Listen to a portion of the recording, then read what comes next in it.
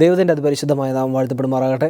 മനോഹരമായ ഈ ദിവസത്തിൻ്റെ നല്ല സമയത്ത് ഹോപ്പ് ടി വിയിലൂടെ ദൈവത്തിൻ്റെ വചനവുമായി നിങ്ങളുടെ മുമ്പിലായിരിക്കാൻ തക്കവണ്ണം ദൈവം എന്നെ അനുവദിച്ചേർപ്പിക്കായി ഞാൻ ദൈവത്തെ സ്തുതിക്കുന്നു, സ്തോത്രം ചെയ്യുന്നു.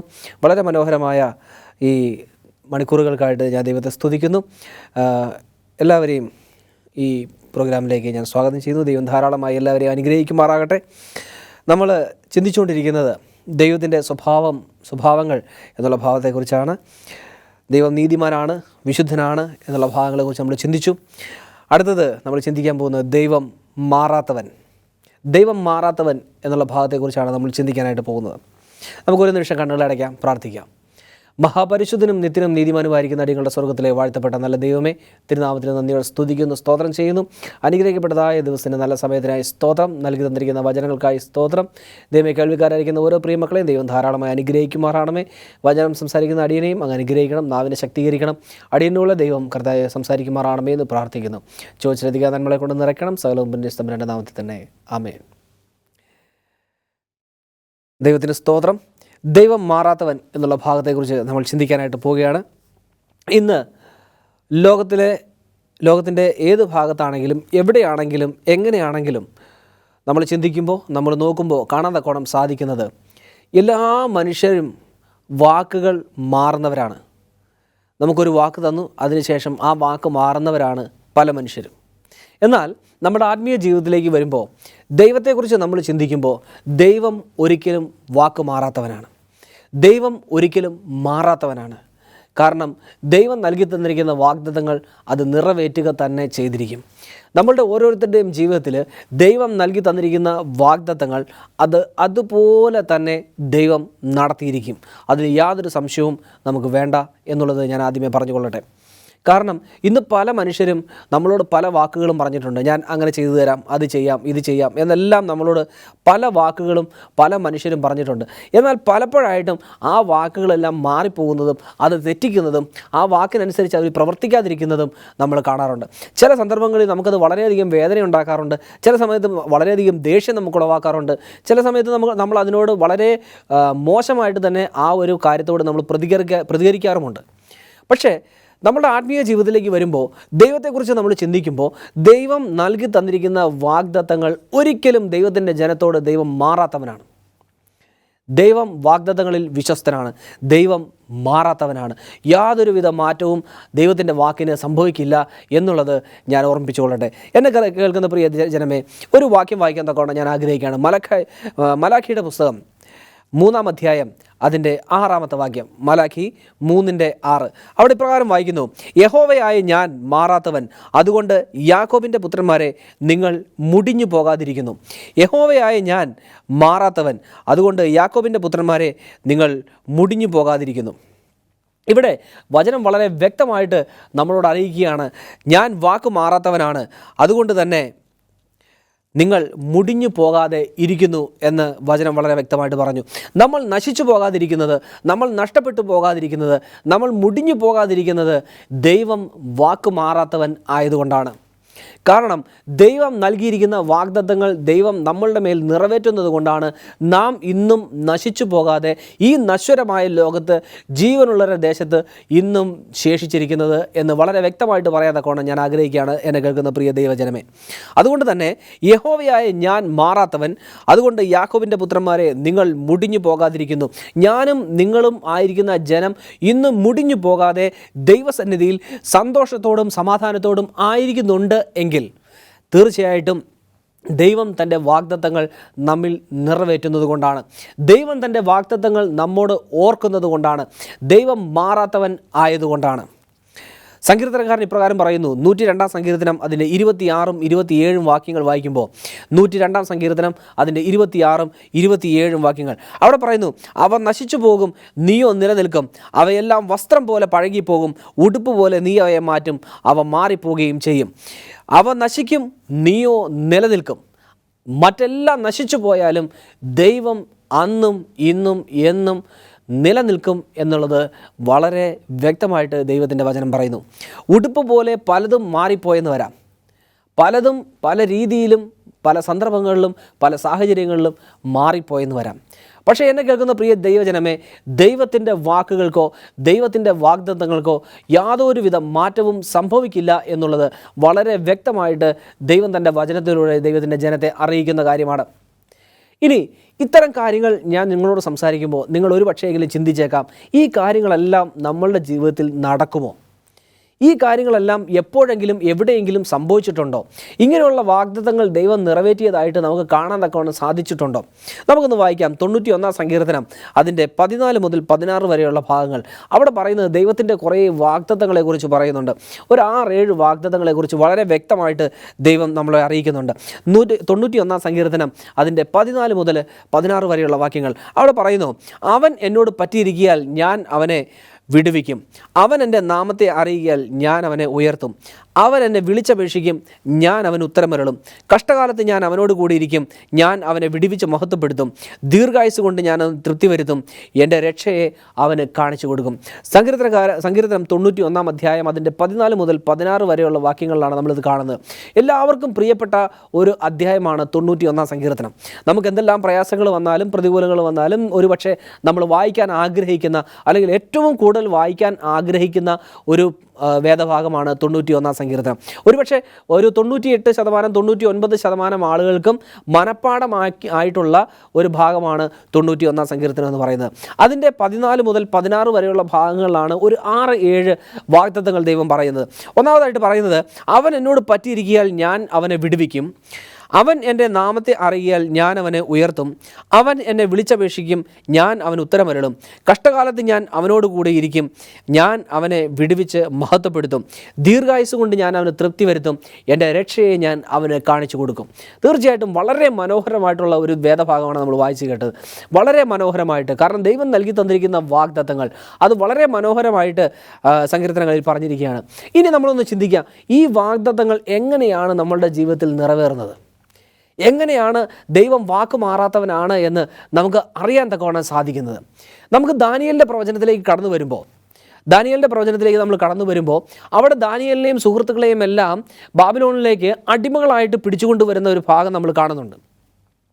അവിടെ ദാനിയേലും തൻ്റെ സുഹൃത്തുക്കളും എല്ലാം അടിമകളായിട്ട് പിടിച്ചുകൊണ്ടുവന്ന് ദാനിയേൽ ഒരിക്കൽ പോലും തൻ്റെ ദൈവത്തെ തള്ളിക്കളയുവാനോ ദാനിയേൽ സുഹൃത്തുക്കളും ദൈവത്തെ തള്ളിക്കളയുവാനോ ദൈവം നൽകിയിരിക്കുന്ന ആ ഒരു അനുഗ്രഹങ്ങളെ മാറ്റിവെക്കുവാനോ അല്ലെങ്കിൽ ദൈവത്തെ മാറ്റി നിർത്തുവാനോ അവരൊരിക്കലും ആഗ്രഹിച്ചവരല്ല. അങ്ങനെ രാജാവിൻ്റെ സന്നിധിയിലേക്ക് അവരെ കൊണ്ടുവരുന്നു. അവരുടെ രാജാവിൻ്റെ ഭക്ഷണം അവർക്ക് കൊടുക്കാനായിട്ട്, രാജാവ് കഴിക്കുന്ന ഭോജനം അവർക്ക് കൊടുക്കാനായിട്ട് രാജാവ് പറയുമ്പോൾ അവരത് നിഷേധിച്ചുകൊണ്ട് അവർക്ക് ശാഖപദാർത്ഥങ്ങളും പച്ചവെള്ളവും മാത്രം മതി, അത് കഴിച്ചിട്ട് ഞങ്ങളെ ഒന്ന് വീക്ഷിക്കാനായിട്ട് അവർ ആവശ്യപ്പെടുന്നു. അവിടെ മുതൽ ആ ദാനിയേലിൻ്റെ പ്രവചനത്തിൽ ഉടനീളം നമുക്ക് കാണാൻ തക്കവണ്ണം സാധിക്കുന്നത് ദാനിയേലും തൻ്റെ സുഹൃത്തുക്കളും ദൈവത്തിന് വേണ്ടി ഒരു ഉത്തമ സാക്ഷികളായിട്ട് നിൽക്കുന്നതായിട്ട് നമുക്ക് കാണാൻ തക്കവണ്ണം സാധിക്കുന്നു. ദൈവത്തെ തള്ളിക്കളയാതെ, ദൈവത്തെ മാറ്റി നിർത്താതെ, ദൈവത്തെ മുറുകെ പിടിച്ചുകൊണ്ട് ദൈവം പറഞ്ഞിരിക്കുന്ന കൽപ്പനകളും ദൈവത്തിൻ്റെ ന്യായപ്രമാണങ്ങളും എല്ലാം അനുസരിച്ചുകൊണ്ട് അവർ ദൈവത്തിന് വേണ്ടി അവിടെ നിലകൊള്ളുന്നതായിട്ട് കാണാൻ തക്കവണ്ണം സാധിക്കുന്നു. അവർ സ്വന്തം ദേശത്തല്ല, സ്വന്തം ഭവനത്തിലല്ല, അവർ സ്വന്തം സുഹൃത്തുക്കളുടെ ഇടയിലല്ല, പക്ഷേ അവർ 4 പേരും അവർ ദൈവത്തിന് വേണ്ടി ശത്രു രാജ്യത്ത് ദൈവത്തെ ആരാധിക്കാത്തവരുടെ ഇടയിൽ അവർ നിൽക്കുകയാണ്. അവിടെ പോലും അവരെന്ത് ചെയ്തില്ല, ദൈവത്തെ തള്ളിക്കളയുകയോ ദൈവത്തെ മറുത്തു പറയുകയോ അല്ലെങ്കിൽ ദൈവത്തിൻ്റെ ന്യായപ്രമാണങ്ങൾ ലംഘിക്കുകയോ ചെയ്യുന്നതായിട്ട് നമുക്ക് കാണാൻ തക്കവണ്ണം സാധിക്കുന്നില്ല. അതിനുശേഷം രാജാവ് ഒരു സ്വപ്നം കാണുന്നതും ആ സ്വപ്നം വ്യാഖ്യാനിക്കപ്പെടുന്നതും അതനുസരിച്ച് രാജാവ് ഒരു ബിംബം ഉണ്ടാക്കുന്നതെല്ലാം നമുക്കറിയാം. അങ്ങനെ രാജാവ് ബിംബം ഉണ്ടാക്കി ആ ബിംബത്തെ നമസ്കരിക്കാൻ തക്കവണ്ണം ആ രാജ്യത്തുള്ള സകല ആളുകളെയും കൂട്ടിവരുത്തുകയാണ്. അവിടെ ചെറിയ ചെറിയ നാട്ടുരാജ്യങ്ങളുണ്ട്. ആ നാട്ടുരാജ്യങ്ങളിലെ രാജാക്കന്മാർ, മന്ത്രിമാർ, ശ്രേഷ്ഠന്മാർ, അങ്ങനെ എല്ലാവരും അവിടെ കൂടി വന്നിരിക്കുന്ന ഒരു മഹാ ഉത്സവം തന്നെ അവിടെ നടക്കുകയാണ്. ഒരു വലിയ വിഗ്രഹത്തെ, സ്വർണ്ണബിംബത്തെ അവിടെ രാജാവ് ഉണ്ടാക്കി.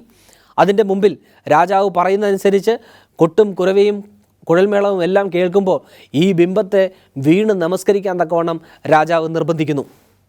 ആ നിർബന്ധിക്കുന്ന സമയത്ത് ഈ കൊട്ടും കുഴൽവിളിയും എല്ലാം കേൾക്കുമ്പോൾ സകല ആളുകളും വീണ് നമസ്കരിക്കുമ്പോൾ ശദ്രക്, മേശക്, അബേദ്നെഗോ എന്നീ 3 ബാലന്മാർ അവർ ആ ബിംബത്തെ വീണ് നമസ്കരിക്കാത്തതായി കാണപ്പെടുന്നു.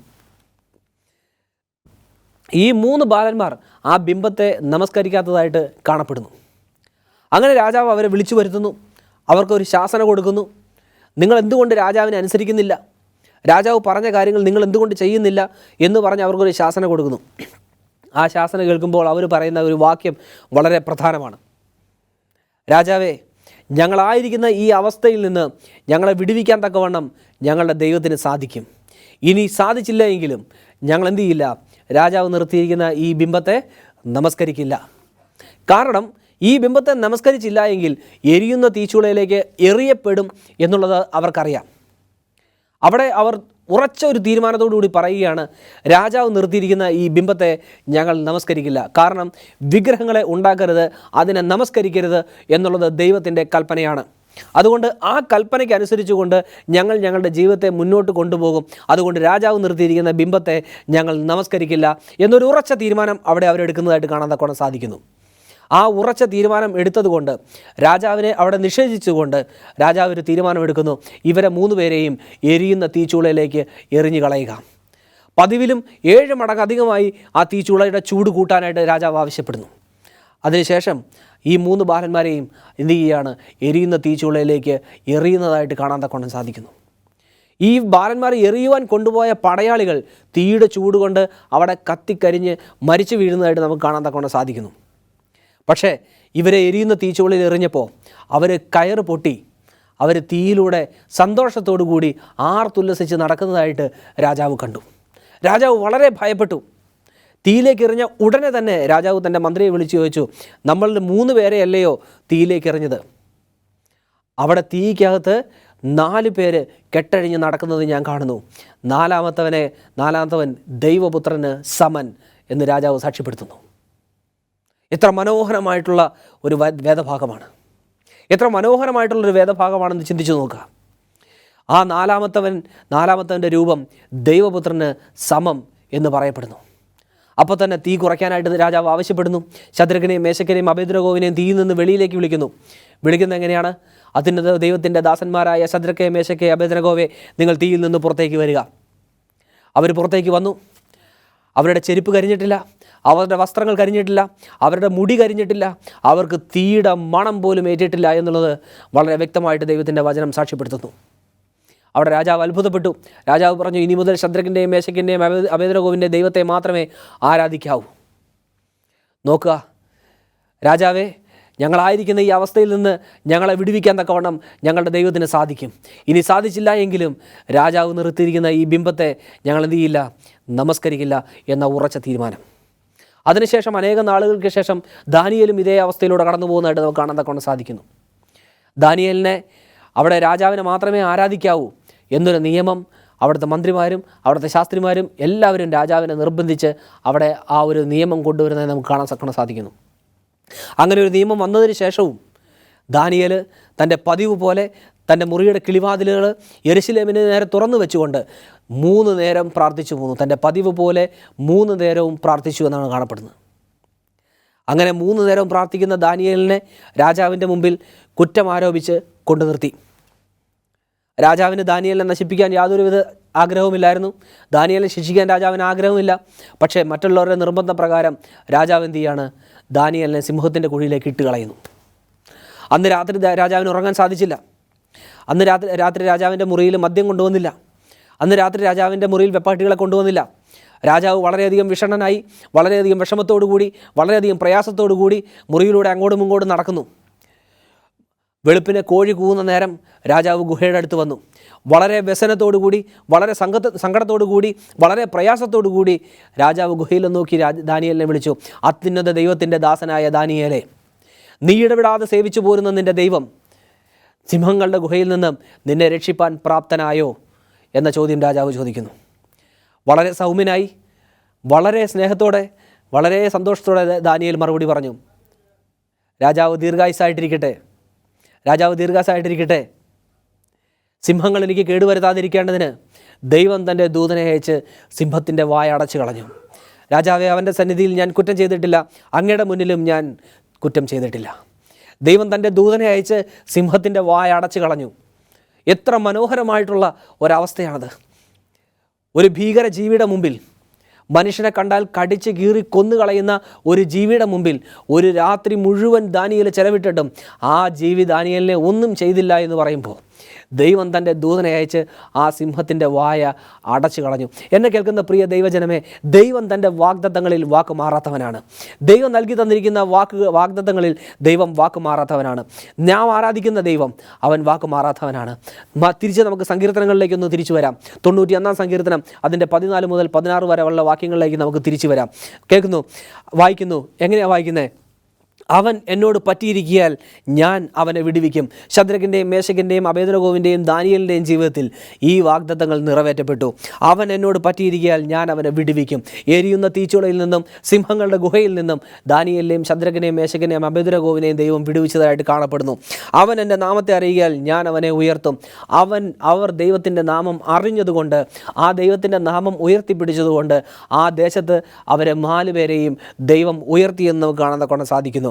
ഇനി 15-ാമത്തെ വാക്യം പറയുന്നത്, അവൻ എന്നെ വിളിച്ചപേക്ഷിക്കും, ഞാൻ അവർക്ക് ഉത്തരമരുളും. അവൻ എന്നെ വിളിച്ചപേക്ഷിക്കും, ഞാൻ അവന് ഉത്തരമരുളും. ഈ 4 ബാലന്മാരും ദൈവത്തെ വിളിച്ചപേക്ഷിച്ചു. അവർ ദൈവത്തെ വിളിച്ചപേക്ഷിച്ചു. ആ 4 ബാലന്മാർക്കും ശത്രുക്കളുടെ മുമ്പിൽ ദൈവം ഉത്തരമരുളി. അടുത്ത വാക്യം വായിക്കുന്നു, കഷ്ടകാലത്ത് ഞാൻ അവനോട് കൂടെയിരിക്കും. ആ 4 ബാലന്മാരുടെയും കഷ്ടകാല സമയത്ത് ദൈവം അവരോട് കൂടെയിരുന്നു. അതുകൊണ്ട് ദൈവത്തെക്കുറിച്ച് രാജാവ് തന്നെ സാക്ഷ്യം പറയുന്നതായിട്ട് നമുക്ക് കാണാൻ സാധിക്കുന്നു. രാജാവ് തന്നെ എന്തു ചെയ്യാണ്?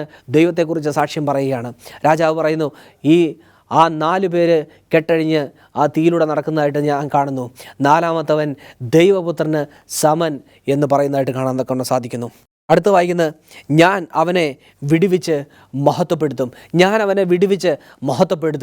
ആ കഷ്ടകാലത്തിൻ്റെ ഇടയിൽ, ആ കഷ്ടങ്ങളുടെ നടുവിൽ അവരെ 4 പേരെയും ദൈവം വിടുവിച്ച് അവരെ മറ്റുള്ളവരുടെ മുമ്പിൽ ദൈവം മഹത്വപ്പെടുത്തുന്നതായിട്ട് കാണാനിടയാകുന്നു. 16-ാമത്തെ വാക്യം വായിക്കുന്നു, ദീർഘായുസ് കൊണ്ട് ഞാൻ അവന് തൃപ്തി വരുത്തും. എൻ്റെ രക്ഷയെ ഞാൻ അവന് കാണിച്ചു കൊടുക്കും. ദീർഘായുസ് കൊണ്ട് അവർക്ക് തൃപ്തി വരുത്തി കൊടുത്തു. ദൈവത്തിൻ്റെ രക്ഷയെ ദൈവം അവർക്ക് കാണിച്ചു കൊടുത്തു. എന്നെ കേൾക്കുന്ന പ്രിയ ദൈവത്തിൻ്റെ ജനമേ, ദൈവം വാഗ്ദത്തങ്ങളിൽ വാക്ക് മാറാത്തവനാണ്. ദൈവം നൽകി തന്നിരിക്കുന്ന വാഗ്ദത്തങ്ങളിൽ ദൈവം വാക്ക് മാറാത്തവനാണ്. ഇന്നെൻ്റെയും നിങ്ങളുടെയും ജീവിതത്തിൽ ദാനിയേലിനും ശദ്രക്കിനും മേശക്കിനും അബേദ്നെഗോവിനും ഉണ്ടായ അതേ അനുഭവം തന്നെ ഇന്നെൻ്റെയും നിങ്ങളുടെയും ജീവിതത്തിൽ ഉണ്ടാകാൻ തക്കവണ്ണം ഇടയാകും. അവരെ വെച്ച് നോക്കുമ്പോൾ നമ്മളൊന്നും യാതൊരുവിധ പ്രശ്നങ്ങളിലും അകപ്പെട്ടിട്ടില്ല എന്ന് വേണം പറയാനായിട്ട്. നമുക്ക് സാമ്പത്തികമായിട്ടുള്ള പ്രയാസങ്ങളുണ്ട്, കുടുംബപരമായിട്ടുള്ള പ്രതിസന്ധികളുണ്ട്, സുഹൃത്തുക്കളുടെ ഇടയിൽ പ്രതിസന്ധിയുണ്ട്, നമ്മളുടെ ജോലി സ്ഥലങ്ങളിൽ പ്രതിസന്ധികളുണ്ട്, പ്രതികൂലങ്ങളും പ്രയാസങ്ങളും എല്ലാം ഉണ്ടെങ്കിൽ പോലും ഈ പ്രയാസങ്ങളെല്ലാം അതിജീവിക്കാൻ തക്കവണ്ണം ദൈവം നമ്മളെ ശക്തീകരിക്കും. കാരണം ദൈവം വാഗ്ദത്തങ്ങളിൽ വാക്ക് മാറാത്തവനാണ്. മലാഖിയുടെ പ്രവചനം 3-ാം അധ്യായം അതിൻ്റെ 6-ാം വാക്യം ഒരിക്കൽ കൂടി വായിക്കാൻ തക്കോണം ഞാൻ ആഗ്രഹിക്കുകയാണ്. മലാഖി 3:6, യഹോവയായ ഞാൻ മാറാത്തവൻ, അതുകൊണ്ട് യാക്കോബിൻ്റെ പുത്രന്മാരെ നിങ്ങൾ മുടിഞ്ഞു പോകാതിരിക്കുന്നു. ഇന്ന് ദാനിയേലിനോടും ശദ്രക്കിനോടും മേശക്കിനോടും അബേദ്നെഗോവിനോടും ദൈവം ചെയ്ത അതേ കാര്യം തന്നെ നമ്മളോടും ചെയ്യാൻ തക്കോണം ദൈവം ഒരുങ്ങി നിൽക്കുകയാണ്. അതുകൊണ്ട് യാക്കോബിൻ്റെ പുത്രന്മാരെ നിങ്ങൾ മുടിഞ്ഞു പോകാതിരിക്കുന്നു. ഇന്ന് ഞാനും നിങ്ങളും ദൈവത്തിൻ്റെ സന്നിധിയിൽ ജീവനോടുകൂടി ശേഷിക്കുന്നുണ്ടെങ്കിൽ, ഇന്ന് ജീവനോടുകൂടി ജീവനുള്ള ദേശത്ത് നമ്മൾ കാണപ്പെടുന്നുണ്ടെങ്കിൽ, ദൈവം തീർച്ചയായിട്ടും നമ്മളെ സ്നേഹിക്കുകയും കരുതുകയും നമ്മളോടുള്ള ദൈവത്തിൻ്റെ വാഗ്ദത്തം ഓർക്കുന്നത് കൊണ്ട് മാത്രമാണ് ഇന്ന് ഞാനും നിങ്ങളും ദൈവത്തിൻ്റെ സന്നിധിയിലായിരിക്കുന്നത്. ഇന്ന് ഞാനും നിങ്ങളും ദൈവത്തിൻ്റെ വചനം പഠിക്കുന്നതും ഇന്ന് ഞാനും നിങ്ങളും ജീവനുള്ള ഒരു ദേശത്ത് ശേഷിച്ചിരിക്കുന്നതിൻ്റെയും കാരണം അതുതന്നെയാണ്.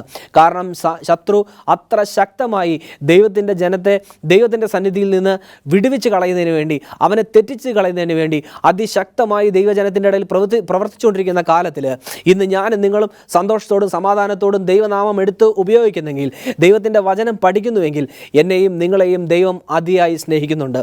എന്നോടും നിങ്ങളോടുമുള്ള ദൈവത്തിൻ്റെ വാഗ്ദത്തം ദൈവം ഓർക്കുന്നു എന്നുള്ളതുകൊണ്ടാണ് ഞാനും നിങ്ങളും മുടിഞ്ഞു പോകാതെ ദൈവത്തിൻ്റെ സന്നിധിയിലായിരിക്കുന്നത്. അതുകൊണ്ട് എന്നെ കേൾക്കുന്ന പ്രിയമക്കളെ, നമ്മൾ ഓർക്കുക, ദൈവം വാഗ്ദത്തങ്ങളിൽ വാക്ക് മാറാത്തവനാണ്. പക്ഷേ നമ്മളുടെ ജീവിതം എങ്ങനെയുള്ളവരായിരിക്കണം? ദാനിയേലിനെ പോലെ, ശദ്രക്കിനെ പോലെ, മേശക്കിനെ പോലെ, അബേദ്നെഗോവിനെ പോലെ നമ്മളുടെ ജീവിതങ്ങളെ പുതുക്കുന്നവരാണോ ഞാനും നിങ്ങളും എന്നുള്ളത് വളരെ വ്യക്തമായിട്ട് ഇന്ന് ഈ വചനം കേൾക്കുന്ന സമയത്ത് നമ്മളൊന്ന് ചിന്തിച്ചു നോക്കുക. ദാനിയേൽ തൻ്റെ മുറിയുടെ കിളിവാതിലുകൾ യെരുശലേമിന് നേരെ തുറന്നിട്ട് 3 നേരം തൻ്റെ പതിവ് പോലെ പ്രാർത്ഥിച്ചതുപോലെ ശത്രുക്കളുടെ നടുവിൽ നിന്നുകൊണ്ട് അങ്ങനെ പ്രാർത്ഥിക്കാൻ തക്കവണ്ണം നമ്മൾ പ്രാപ്തരാണ്. എരിയുന്ന തീച്ചൂളയുടെ മുമ്പിലും ആ ഒരു ഉറച്ച തീരുമാനമെടുക്കാൻ ശദ്രക്കിനും മേശക്കിനും അബേദ്നെഗോവിനും കഴിഞ്ഞതുപോലെ ഇന്ന് ശത്രുക്കളുടെ മുമ്പിൽ, എരിയുന്ന തീച്ചൂളയുടെ മുമ്പിൽ നിന്നുകൊണ്ട് ദൈവത്തിന് വേണ്ടിയിട്ട് ഒരു ഉറച്ച തീരുമാനം എടുക്കുവാൻ തക്കവണ്ണം നമുക്കിന്ന് സാധിക്കുന്നുണ്ടോ? അങ്ങനെ സാധിക്കുന്നുണ്ടെങ്കിൽ തീർച്ചയായിട്ടും ദൈവം നൽകി തന്ന വാഗ്ദത്തങ്ങൾ നമ്മുടെ മേലും ദൈവം നിറവേറ്റും എന്നുള്ളതിന് യാതൊരു സംശയവുമില്ല. ഇന്ന് നമ്മുടെ മേൽ ദൈവത്തിൻ്റെ വാഗ്ദത്തം നിറവേറുന്നില്ല എങ്കിൽ നമ്മൾ ശദ്രക്കിനെ പോലെയോ മേശക്കിനെ പോലെയോ അബേദ്നെഗോവിനെ പോലെയോ ദാനിയേലിനെ പോലെയോ അല്ല എന്ന് വേണം നമ്മൾ കരുതാൻ വേണ്ടിയിട്ട്. നമ്മളുടെ ജീവിതത്തിൽ അവരെ പോലെ, ആ 4 ബാലന്മാരെ പോലെ വിശ്വാസം നമ്മളിൽ ഇല്ല എന്ന് വേണം കരുതാനായിട്ട്. അവരുടെ വിശ്വാസത്തിൻ്റെ ബലം നമ്മളിൽ ഇല്ല എന്ന് വേണം നമ്മൾ കരുതാനായിട്ട്. ദൈവത്തിൻ്റെ വാഗ്ദത്തങ്ങൾ നമ്മളുടെ മേൽ നിറവേറുന്നില്ല എങ്കിൽ നമ്മളിൽ വിശ്വാസം ഇല്ല എന്ന് വേണം പ്രിയ ദൈവജനമേ നമ്മൾ കരുതാൻ വേണ്ടിയിട്ട്. നമ്മൾ ഒരുങ്ങിയിട്ടില്ല എന്ന് വേണം കരുതാനായിട്ട്. നമ്മൾ ദൈവത്തിനായിട്ട് നിലകൊള്ളുന്നില്ല എന്ന് വേണം കരുതാനായിട്ട്. നമ്മൾ ദൈവത്തിന് വേണ്ടി നിലകൊള്ളുന്നുണ്ടെങ്കിൽ, നമ്മൾ ദൈവത്തിന് വേണ്ടിയിട്ട് ഉറച്ചു നിൽക്കുന്നുണ്ടെങ്കിൽ തീർച്ചയായിട്ടും ദൈവം നൽകി തന്ന വാഗ്ദത്തങ്ങൾ, ദൈവം നൽകിയിരിക്കുന്ന വാക്കുകൾ നമ്മളുടെ ഇടയിൽ അത് പ്രാവർത്തിക്കപ്പെടുക തന്നെ ചെയ്യും. അത് നിറവേറുക തന്നെ ചെയ്യും. കാരണം ദൈവം വാഗ്ദത്തങ്ങളിൽ വാക്ക് മാറാത്തവനാണ്. അത് ദൈവത്തിൻ്റെ ഏറ്റവും നല്ല ക്വാളിറ്റിയാണ്, ഏറ്റവും നല്ലൊരു സ്വഭാവമാണ്. കാരണം നൽകി തന്നിരിക്കുന്ന വാക്കുകൾ ഒന്നും മാറുന്നവനല്ല നമ്മുടെ വലിയവനായ ദൈവം. ശദ്രക്കിനെയും മേശക്കിനെയും അബേദ്നെഗോവിനെയും എരിയുന്ന തീച്ചുളയിൽ നിന്ന് വിടുവിച്ച അതേ ദൈവത്തെ തന്നെയാണ് ഇന്ന് ഞാനും നിങ്ങളും ആരാധിക്കുന്നത്. ദാനിയേലിനെ സിംഹക്കുഴിയിൽ നിന്ന് വിടുവിച്ച അതേ ദൈവത്തെ തന്നെയാണ് ഇന്ന് ഞാനും നിങ്ങളും ആരാധിക്കുന്നത്. അതുകൊണ്ട് എന്നെ കേൾക്കുന്ന പ്രിയജനമേ, ഇന്ന് അതേ ദൈവം തന്നെ ഇന്ന് നമ്മളെയും വിടുവിക്കുവാനും നമ്മളുടെ മേൽ ആ വാഗ്ദത്തങ്ങളെ നിറവേറ്റുവാനും തക്കവണ്ണം അതേ ദൈവം ഇന്ന് ഒരുങ്ങി നിൽക്കുകയാണ്. പക്ഷേ ഒരുങ്ങി നിൽക്കുന്ന ദൈവത്തിന് നേരെ മുഖം ധരിക്കുന്നത് ഞാനും നിങ്ങളുമാണ്. യെശയ്യാ പ്രവാചകൻ പറഞ്ഞതുപോലെ, നിങ്ങളുടെ പ്രവൃത്തി എത്രേ, നിങ്ങളുടെ പാപമത്രേ നിന്നെയും നിൻ്റെ സൃഷ്ടാവിനെയും തമ്മിൽ അകറ്റിയിരിക്കുന്നത്. നിൻ്റെ പ്രവൃത്തി എത്രേ, നിൻ്റെ പാപമത്രേ നിന്നെയും നിൻ്റെ സൃഷ്ടാവിനെയും തമ്മിൽ അകറ്റിയിരിക്കുന്നത്. അതുകൊണ്ട് ദൈവം വാഗ്ദത്തങ്ങൾ നിറവേറാൻ തക്കവണ്ണം ഒരുങ്ങി നിൽക്കുകയാണ്. പക്ഷേ അത് നിറവേറാൻ തക്കവണ്ണം സാധിക്കാതെ പോകുന്നത് എൻ്റെയും നിങ്ങളുടെയും പാപഭംഗിലമായ പ്രവൃത്തി ഒന്നുകൊണ്ട് മാത്രമാണ് എന്ന് ഈ അവസരത്തിൽ ഞാൻ ഓർമ്മിപ്പിക്കാൻ തക്കവണ്ണം ഒരുങ്ങിയാണ്. ഈ അവസരത്തിൽ ഞാൻ നിങ്ങളെ ഓർമ്മിപ്പിക്കുന്നു, നമ്മളുടെ പാപം ഒന്നുകൊണ്ട് മാത്രമാണ് ദൈവത്തിൻ്റെ വാഗ്ദത്തം നമ്മളുടെ മേൽ നിവർത്തിക്കാത്തത്. അവൻ കഷ്ടങ്ങളിൽ കൂടിയിരിക്കാത്തത്, നമ്മളുടെ കഷ്ടങ്ങൾ മാറാത്തത് അതുകൊണ്ടാണ്, നമ്മുടെ പ്രയാസങ്ങൾ മാറാത്തത് അതുകൊണ്ടാണ്, നമ്മുടെ ബുദ്ധിമുട്ടുകൾ മാറാത്തത് അതുകൊണ്ടാണ്. എന്തുകൊണ്ടാണ്? എൻ്റെയും നിങ്ങളുടെയും പാപം ഒന്നുകൊണ്ടും മാത്രമാണ്. നിൻ്റെ പാപം അത്രേ നിന്നെയും നിൻ്റെ സൃഷ്ടാവിനെയും തമ്മിൽ അകറ്റിയിരിക്കുന്നതെന്ന് യെശയ്യാ പ്രവാചകൻ സാക്ഷ്യപ്പെടുത്തുന്നു. അങ്ങനെയെങ്കിൽ ഞാനും നിങ്ങളും എങ്ങനെയാണ് നമ്മളുടെ ജീവിതങ്ങൾ മുന്നോട്ട് കൊണ്ടുപോകേണ്ടത്? ആ ദാനിയേൽ പ്രാർത്ഥിച്ചതുപോലെ, ശദ്രക്കും മേശക്കും അബേദ്നെഗോവും പ്രാർത്ഥിച്ചതുപോലെ, അങ്ങനെ അനേകം നമ്മളുടെ പിതാക്കന്മാരും ആ പ്രവാചകന്മാരും പ്രാർത്ഥിച്ചതുപോലെ നമുക്കും ഇന്ന് ഈ വചനം കേൾക്കുന്ന സമയത്ത് നമ്മളെ തന്നെ സമർപ്പിച്ചുകൊണ്ട് പ്രാർത്ഥിക്കാനായിട്ട് സാധിക്കണം. ആ ദൈവത്തിൻ്റെ സന്നിധിയിലേക്ക് നമ്മളെ തന്നെ സമർപ്പിച്ചുകൊണ്ട് പ്രാർത്ഥിക്കാൻ നമുക്ക് സാധിക്കണം. അങ്ങനെയെങ്കിൽ ആ വാക്ക് മാറാത്ത ദൈവം, ആ വാഗ്ദത്തങ്ങളിൽ വിശ്വസ്തനായിട്ടുള്ള ദൈവം, ആ നൽകി തന്നിരിക്കുന്ന വാഗ്ദത്തങ്ങളിൽ വിശ്വസ്തനായി തന്നെ ആ നൽകി തന്നിരിക്കുന്ന വാഗ്ദത്തങ്ങൾ നമ്മുടെ മേലും നിറവേറ്റി തരും എന്നുള്ളത് യാതൊരു സംശയമില്ല. നമ്മൾ യോസേഫിനെ കുറിച്ച് ചിന്തിക്കുമ്പോൾ യോസേഫിൻ്റെ മേലും ഇതുപോലെ തന്നെ ദൈവം തൻ്റെ വാഗ്ദത്തങ്ങളെ നിറവേറ്റി. യോസേഫ് ആയിരുന്ന സ്ഥലത്തെല്ലാം യോസേഫിന് മതിയായവനായിരുന്നു ദൈവം. അവനെ സഹായിക്കുന്നവരോടൊപ്പം ദൈവം അവൻ്റെ കൂടെയിരുന്നു. അങ്ങനെ യോസേഫിനെ സഹായിച്ചു, ദൈവം അവനെ ഉന്നതങ്ങളിലെത്തിച്ചു. അതുപോലെ തന്നെ എത്രത്തോളം കഷ്ടപ്പാടുകളും പ്രയാസങ്ങളും പ്രതിസന്ധികളും പ്രതികൂലങ്ങളും വന്നാലും നമ്മളെല്ലാം മറ്റുള്ളവരുടെ മുമ്പിൽ ഉന്നതങ്ങളിൽ കൊണ്ടെത്തിക്കാൻ തക്കോണം എന്നെയും നിങ്ങളെയും സ്നേഹിക്കുകയും കരുതുകയും പരിപാലിക്കുകയും ചെയ്യുന്ന ദൈവത്തിന് സാധിക്കും എന്നുള്ളതിന് യാതൊരു സംശയമില്ല. നമ്മുടെ ഹൃദയങ്ങളെ ദൈവത്തിന് വിട്ടുകൊടുക്കുക, നമ്മുടെ പ്രവൃത്തിയെ ദൈവത്തിന് വിട്ടുകൊടുക്കുക. ദൈവം വാഗ്ദത്തങ്ങളിൽ വാക്കുമാറാത്തവനാണ്. നമുക്കൊരു നിമിഷം പ്രാർത്ഥിക്കാം. അടികൾ അടവുകൂടാതെ സ്നേഹിക്കുന്ന സ്വർഗ്ഗത്തിലെ വാഴ്ത്തപ്പെട്ട നല്ല ദൈവമേ, തിരുനാമത്തിന് സ്തോത്രം. അടികളുടെ ജീവിതത്തിലും എൻ്റെ ദൈവമേ അങ്ങയുടെ വാഗ്ദത്തങ്ങൾ നിറവേറാൻ തക്കോണം അങ്ങയിടയാക്കി തീർക്കുമാറാണമേ എന്ന് പ്രാർത്ഥിക്കുന്നു. നൽകി തന്നിരിക്കുന്ന എല്ലാ വാഗ്ദത്തങ്ങളും അടികളുടെ മേൽ നിറവേറാൻ തക്കോണം അടികളുടെ ജീവിതങ്ങളെ പുതുക്കുവാനും അങ്ങനെ ഒരുങ്ങുവാനും തക്കോണം അടികളെ സഹായിക്കുമാറാണമേ എന്ന് പ്രാർത്ഥിക്കുന്നു. ഇന്ന് ഈ സമയം കർത്താവേ, അടികൾ അങ്ങയുടെ സന്നിധിയിലേക്ക് താഴ്ച സമർപ്പിക്കുന്നു. അനുഗ്രഹിക്കണം, വഴി നടത്തണം. സകലവും പുണ്യസ്തംഭരൻ്റെ നാമത്തിൽ ചോദിക്കുമ്പോൾ ദയതോന്നി പ്രാർത്ഥനയാക്കണം. സ്വർഗ്ഗസ്ഥനായ പിതാവേ, ആമേൻ. ദൈവം നമ്മൾ ഓരോരുത്തരെയും അനുഗ്രഹിക്കുമാറാകട്ടെ. വാഗ്ദത്തങ്ങൾ നമ്മുടെ മേൽ നിവർത്തിക്കുമാറാകട്ടെ. ആമേൻ.